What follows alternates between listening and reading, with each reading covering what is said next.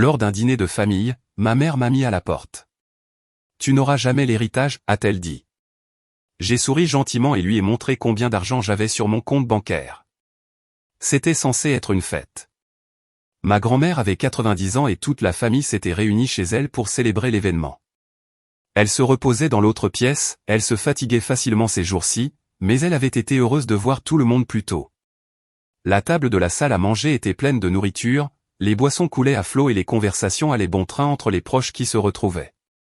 Tout allait bien jusqu'à ce que ma mère décide de tout gâcher. Elle s'est adossée à sa chaise, a fait tournoyer son verre de vin et a soupiré, « Après tout, elle va bientôt mourir, et cette maison sera à moi. » Ces mots ont frappé la table comme un coup de poing. Les rires et les bavardages se sont arrêtés instantanément. Le cliquetis des fourchettes sur les assiettes, les rires occasionnels des conversations parallèles, tout s'est figé.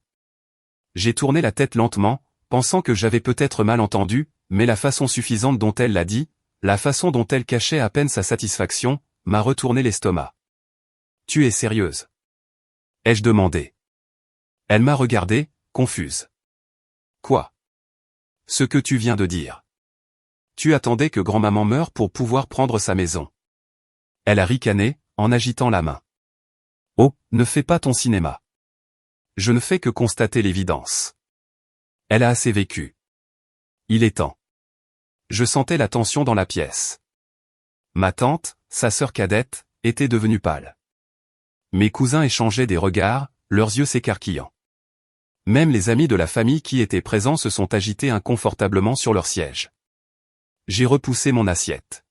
« C'est de ta mère que tu parles, la femme qui t'a élevé, qui a pris soin de toi, et tu agis comme si elle était juste un obstacle. » Son expression s'est assombrie.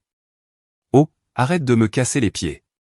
Tu crois que je ne vois pas ce que tu fais ? » J'ai froncé les sourcils. « Qu'est-ce que je fais ? » « Tu fais semblant d'être le gentil, a-t-elle rétorqué. « Tu veux juste l'héritage pour toi. Tu agis toujours comme si tu étais meilleur que tout le monde, mais je connais la vérité. Tu attends, comme les autres. » Elle a fait un geste autour de la table comme si tout le monde faisait partie d'une conspiration secrète pour prendre ce qu'elle croyait lui appartenir. Le silence dans la pièce s'est fait plus profond. Ma tante a posé sa fourchette avec précaution, comme si elle avait peur de déclencher une explosion. Mon plus jeune cousin avait l'air de vouloir disparaître sous la table. J'ai laissé échapper un bref rire incrédule. « Tu es folle ? Oh, ne te moque pas de moi. » Elle a claqué sa main sur la table. « Tu te crois tellement indépendante, tellement brillante, mais au final, tout ce que tu veux, c'est une part de ce qui m'appartient. Eh bien, devine quoi ? Tu n'auras pas un centime. Aucun de vous. La maison, l'argent, tout est à moi. » La colère, la pure avidité dans sa voix, c'était presque surréaliste. Elle avait complètement perdu la tête. Je me suis adossé et j'ai secoué la tête. Puis, sans dire un mot, j'ai sorti mon téléphone, j'ai ouvert mon application bancaire et j'ai tourné l'écran vers elle. La couleur s'est retirée de son visage. Elle a fixé le nombre, sa bouche s'ouvrant et se fermant comme si elle voulait dire quelque chose mais ne pouvait pas former les mots. Le montant n'était pas négligeable. Je ne dirai pas exactement combien, mais disons simplement que c'était bien plus d'un demi-million de dollars. Je n'avais pas besoin de l'argent de grand-maman, je n'avais besoin de rien de sa part. J'avais bâti ma propre vie, ma propre réussite. Pendant 30 minutes, elle a essayé de se reprendre. D'abord, elle a fait semblant que c'était une blague, puis elle a essayé de trouver des excuses. Puis, le pire de tout, elle a commencé à s'excuser. Elle a dit qu'elle ne le pensait pas, qu'elle était émotive, qu'elle ne réfléchissait pas clairement. Elle a même eu le culot de dire qu'elle pourrait avoir besoin de mon aide pour quelque chose, des problèmes financiers qu'elle rencontrait. Je me suis levé et j'ai repoussé ma chaise. C'est l'anniversaire de grand-maman, pas un jour pour parler d'argent. La déception en moi était accablante. Je me suis éloigné, mais ce que je ne savais pas, c'est que ce n'était que le début. Quelque chose de pire s'est produit cette nuit-là. J'ai laissé ma mère assise là, humiliée, mais je n'arrivais pas à me débarrasser du sentiment d'angoisse dans ma poitrine. Toute cette situation était dégoûtante. C'était censé être pour grand-maman, mais au lieu de cela, c'est devenu une vitrine de l'avidité de ma mère. Je suis monté dans ma voiture et je suis rentré chez moi, espérant me vider la tête.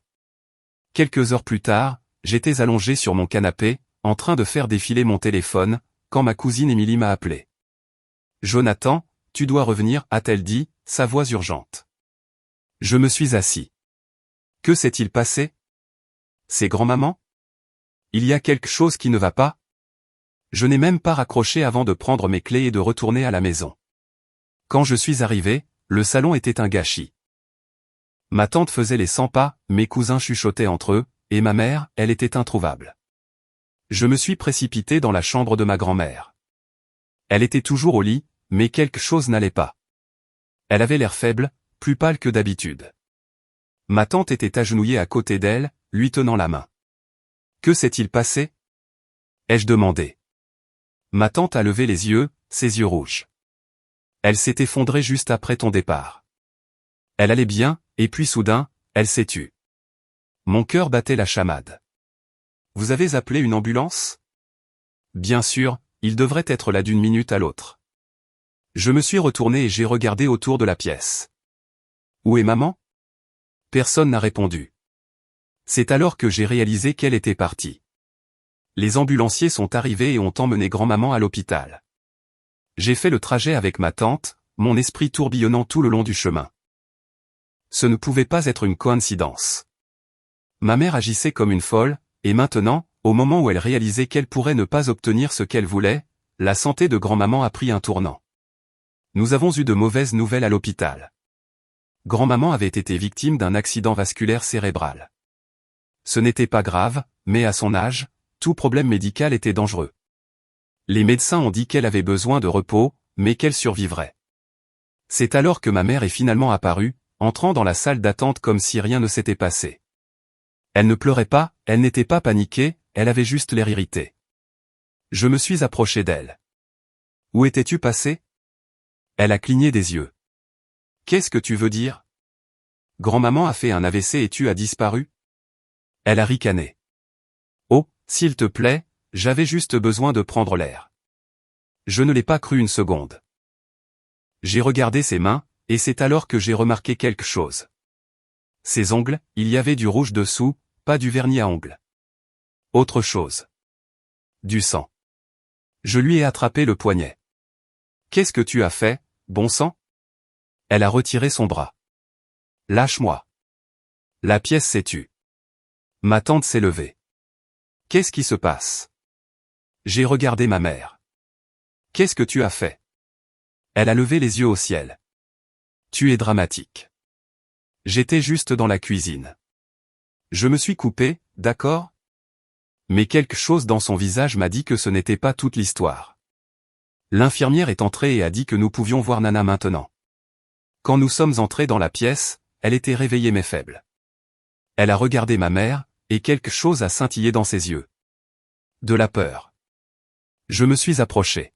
« Grand-maman, s'est-il passé quelque chose avant que tu ne t'effondres ?» Elle a hésité et a regardé ma mère. Ma mère lui a lancé un regard noir, presque comme un avertissement. Et c'est là que j'ai su que quelque chose de terrible s'était produit avant que je ne quitte la maison, et que ma mère était impliquée. Grand-maman m'a regardé, puis ma mère, puis de nouveau moi. Ses lèvres tremblaient comme si elle voulait parler, mais elle est restée silencieuse. La peur dans ses yeux, l'hésitation, m'ont donné des frissons. Je me suis penché plus près. « Grand-mère, vous pouvez me le dire, il s'est passé quelque chose ?»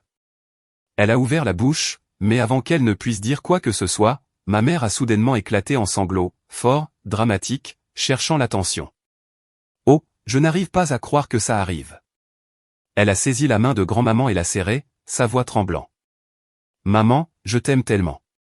Je ne sais pas ce que je ferais sans toi. » C'était un acte dégoûtant et manipulateur, et grand-maman le savait. Ses doigts fragiles se sont contractés, essayant de se retirer, mais ma mère s'est accrochée. C'est alors que j'ai remarqué l'ecchymose sur le poignet de grand-maman. Elle n'était pas là avant. La colère bouillonnait dans ma poitrine. « Lâche-la. » Ma mère m'a lancé un regard noir, mais elle a lâché prise. Grand-maman a expiré lentement, soulagée. Le médecin est entré, interrompant le moment. Il a passé en revue l'état de grand-maman et a dit qu'elle avait besoin de repos et qu'elle serait surveillée pendant quelques jours. Ma mère, bien sûr, a fait semblant d'être dévastée et s'est assurée que tout le monde voyait à quel point elle était inquiète. Je n'y ai pas cru. Ma tante non plus. Cette nuit-là, je suis resté à l'hôpital pendant que ma mère rentrait chez elle. Je ne lui faisais confiance nulle part près de ma grand-mère, et il s'est avéré que j'avais raison de ne pas le faire. Vers 2 heures du matin, j'ai quitté la pièce pour aller chercher du café. Quand je suis revenu, j'ai vu une silhouette debout près du lit de grand-maman. C'était ma mère. Elle lui chuchotait, se penchant près d'elle. Au moment où elle m'a remarqué, elle a sursauté. « Oh, tu m'as fait peur !» Je l'ai ignoré et je suis allé directement vers ma grand-mère. « Ça va ?» Elle a hoché la tête, faible, mais ne m'a pas regardé. Je me suis retourné vers ma mère. « Qu'est-ce que tu lui as dit ?» Elle a agité la main. Je lui ai juste dit de se reposer, que tout irait bien. Des mensonges. J'en avais assez. Sors. Elle a haleté. Excuse-moi. Tu m'as entendu, sors. Tu te fiches de grand-maman. Tout ce qui t'intéresse, c'est son argent, et je ne te fais pas confiance autour d'elle. Elle a ricané. Oh, ne sois pas ridicule. Je me suis approché et j'ai baissé la voix. J'ai vu les ecchymoses sur son poignet. Pendant une fraction de seconde, son masque a glissé. Un éclair de quelque chose de sombre a traversé son visage. Puis elle a souri, fausse et douce. Tu es paranoïaque, mais d'accord, je m'en vais. J'ai mieux à faire que d'être faussement accusé. Elle a tourné les talons et est sortie, mais pas avant d'avoir jeté un dernier regard à grand-maman, un dernier avertissement. Je me suis assis près du lit de grand-maman et je lui ai tenu la main. Je ne laisserai rien t'arriver, ai-je chuchoté. Elle m'a adressé le plus infime des sourires avant de fermer les yeux. Je ne le savais pas alors, mais c'était la dernière nuit paisible avant que tout ne s'effondre vraiment. Le lendemain matin, je me suis réveillé au son de Mayan me secouant l'épaule frénétiquement. « Jonathan, elle est partie » a-t-elle chuchoté, sa voix tremblant. Je me suis levé d'un bond. « Quoi ? Maman ? Elle est partie au milieu de la nuit. Personne ne sait où elle est allée. » Un sentiment d'angoisse s'est installé dans mon estomac. Ma mère ne partait jamais sans faire de scène. Si elle est partie tranquillement, cela voulait dire qu'elle tramait quelque chose. J'ai sorti mon téléphone et j'ai vérifié mes messages. Rien de sa part. Mais j'ai alors remarqué quelque chose d'étrange, 2 appels manqués d'un numéro inconnu vers 4 heures du matin. Pas de message vocal, juste du silence. J'ai regardé ma tante. A-t-elle pris quelque chose ? Elle a hésité. Je ne sais pas, mais quand j'ai vérifié le sac de grand-maman, les clés de sa maison avaient disparu. J'ai senti ma poitrine se serrer. Nous devons y aller maintenant. Nous sommes sortis précipitamment de l'hôpital, nous sommes montés dans ma voiture et nous avons roulé jusqu'à la maison de grand-maman. Mon cœur battait la chamade tout le long du trajet. Je ne savais pas à quoi m'attendre, mais je savais que ma mère tramait quelque chose. Quand nous sommes arrivés à la maison, mes pires craintes se sont confirmées. La porte d'entrée était grande ouverte. Nous avons couru à l'intérieur. L'endroit était un gâchis. Les tiroirs étaient ouverts, les armoires étaient vidées, les papiers étaient éparpillés partout. Ma mère avait fouillé la maison. Ma tante a couvert sa bouche. Oh mon Dieu, elle cherche quelque chose. Je suis entré dans la maison en trombe, vérifiant chaque pièce. Quand j'ai atteint la chambre de ma grand-mère, je me suis arrêté net. Le coffre-fort était ouvert et vide. Ma mère avait tout pris. J'ai serré les poings. Elle a volé sa propre mère. Puis mon téléphone a vibré, un message d'un numéro inconnu, c'est à moi maintenant. N'essaie pas de m'arrêter. J'ai montré le message à ma tante. Ses mains tremblaient. Elle est folle, a-t-elle chuchoté. Mais je n'allais pas la laisser s'en tirer comme ça. J'ai appelé la banque. Je dois signaler une activité frauduleuse sur les comptes de ma grand-mère, ai-je dit dès que quelqu'un a décroché. La femme à l'autre bout du fil a demandé des détails. Alors que je commençais à expliquer, ma tante a halté. Jonathan, l'acte de propriété. Je me suis retourné. Elle a couru vers le bureau et a commencé à fouiller dans les papiers. L'acte de propriété de la maison. Grand-maman le gardait ici. S'il a disparu. Elle s'est arrêtée, le visage pâle. Je me suis approché et j'ai regardé moi-même. Le dossier où grand-maman gardait tous ses documents importants avait disparu. Ma mère n'avait pas seulement volé de l'argent, elle avait volé la maison. J'ai serré les dents. Elle essaie de tout prendre avant même que grand-maman. Je me suis arrêté, incapable de le dire. Puis un autre message est arrivé, tu aurais dû fermer ta gueule hier soir. J'ai regardé fixement les mots. Il ne s'agissait plus seulement d'argent. C'était la guerre. J'ai regardé fixement le message, ma prise sur le téléphone se resserrant. Ma mère ne se contentait pas de prendre l'héritage, elle s'assurait que personne ne puisse l'arrêter. Et si elle me menaçait maintenant, cela voulait dire qu'elle avait quelque chose de prévu. Je me suis tourné vers ma tante.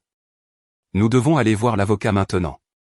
Elle a hoché la tête, toujours ébranlée, et nous sommes sortis précipitamment de la maison.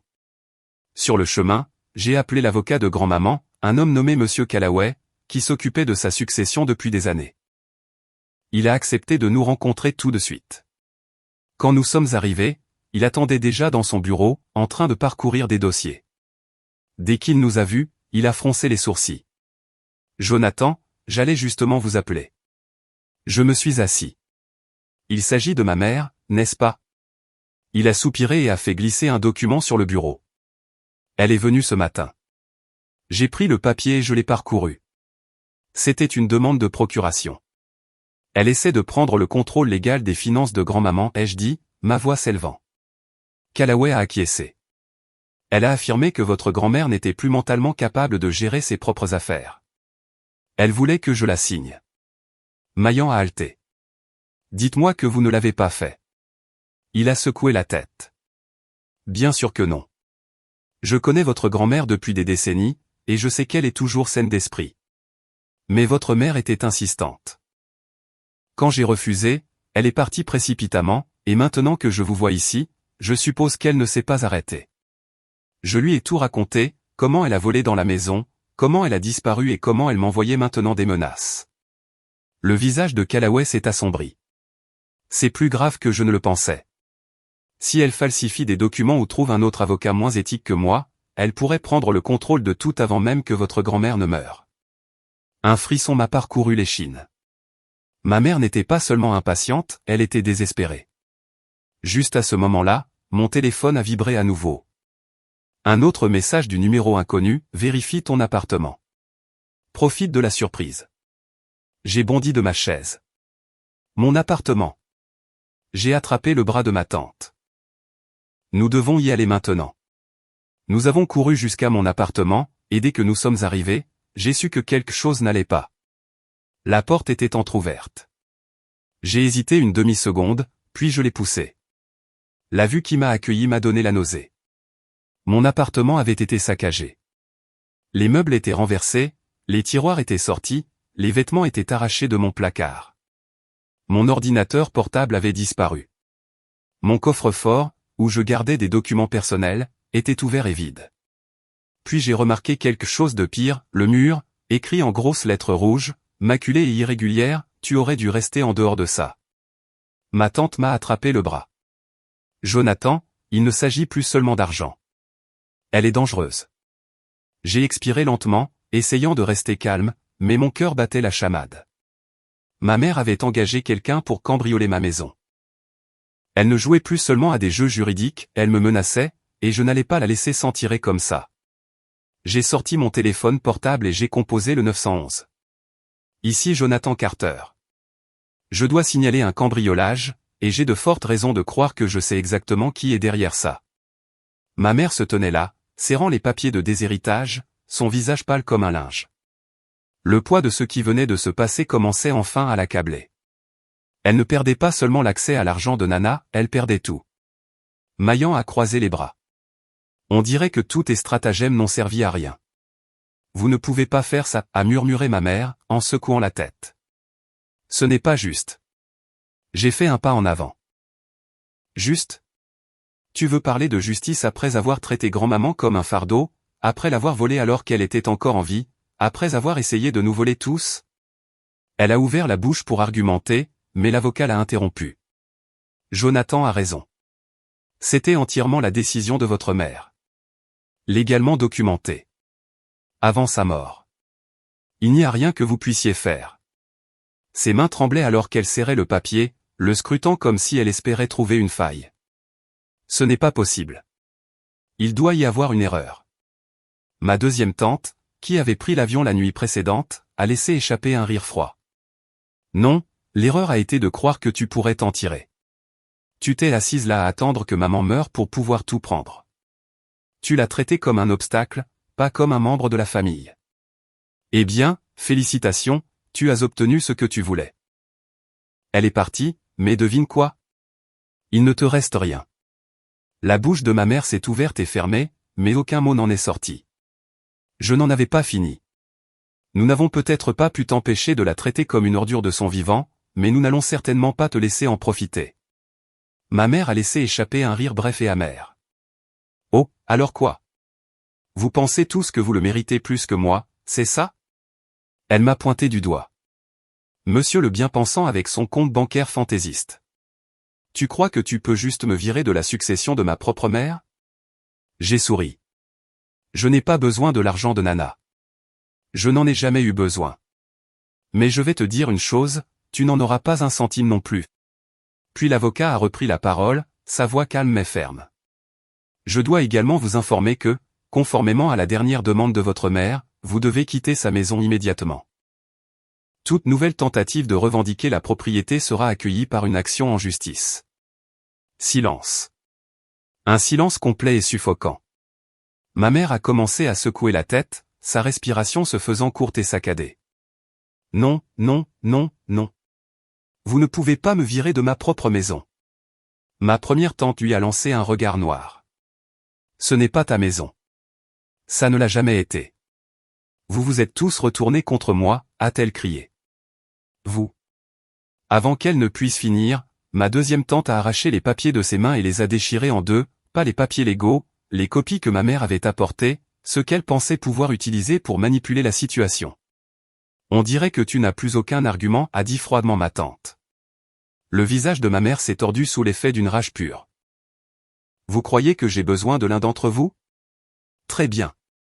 Je m'en vais, mais ne revenez pas en rampant quand vous réaliserez que j'avais raison. Nous l'avons tous regardé fixement. Personne n'a parlé. Personne ne l'a arrêté. Et c'est là que ça l'a frappé. Pour la première fois de sa vie, elle n'avait rien, pas d'argent, pas de maison, personne à ses côtés. Après que tout se soit réglé, mes tantes ont pris possession de la maison. Elles ne l'ont pas vendue ni transformée en quelque chose d'inconnaissable. Au lieu de cela, elles l'ont gardée presque exactement comme grand-maman l'aurait voulu. Les vieilles photos de famille sont restées sur les murs, les meubles ont à peine bougé, et même le jardin de derrière était toujours soigneusement entretenu. La seule différence? L'énergie à l'intérieur.